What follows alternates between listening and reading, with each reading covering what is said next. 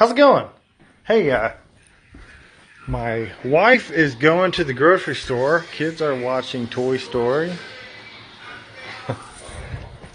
I'm geeking out. I'm excited. It warmed up. And I'm on the 80-20 tangent this week, so I want to try to make more sense of that. So when you talk about 80-20 and failing small, failing cheap, the idea is the more experiments that you do, you figure out what works and what doesn't. So when I say it's fractal or continuous, think about 80% of what you do, keeping 20 the next year. You just keep doing the same thing. And this can apply to not only crop flex, but marketing and so on. So let's just assume, and this is going to happen, I'm going to try some organic acres on our farm. Now calm down, we're not going to do the whole 3,000 acres. We're just going to do a few. And this year we're going to have this 1 or 2 acre funny farm to figure it out. But if I was going to go into organic farming with the assets that we have now, you know, if I wanted to scale this, I would need this rotary hoe, a flamer. I could add up all of these input costs. How can I, enter a new enterprise easy? Make it cheap. Can we just make the animals do all the work? Can we replace all this stuff? So when you look at this idea on a graph, it looks just like that. It goes up quickly. So if I were to make lines here, and let's just say that instead of 30-inch corn, where I need full tillage, I need to rotary hoe it, then come and flame it, then cultivate it, and use the dirt to pile it up, and I got to take care of this whole part. What if I plant it into a pasture?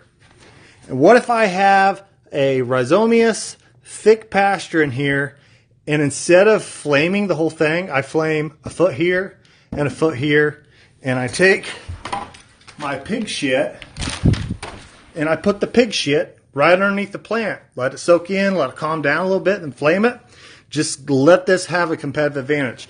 I talked to Isaac Greason, and Roger came to Louisville, and Isaac boiled it all down. He said, look, you have to be the plant. You have to give it a competitive advantage for sunshine. That's all it is. We got all this stuff. If we just think about the plant, giving it a competitive advantage, we can win. So we just take time and space. I've seen a lot of people talk this year.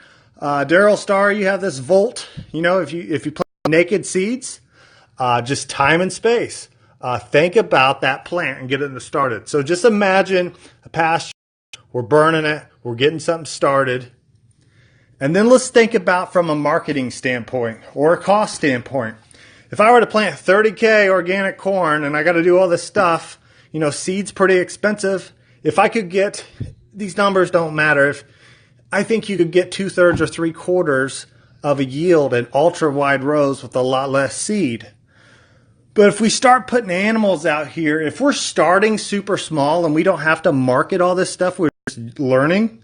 If organic beef is twice as much, but value added direct selling, I can get 8,000. If I have 10 cows and I sell 2 of them for 8, I can sell the rest for 4. I can fall back on that. And this can increase as the years go by.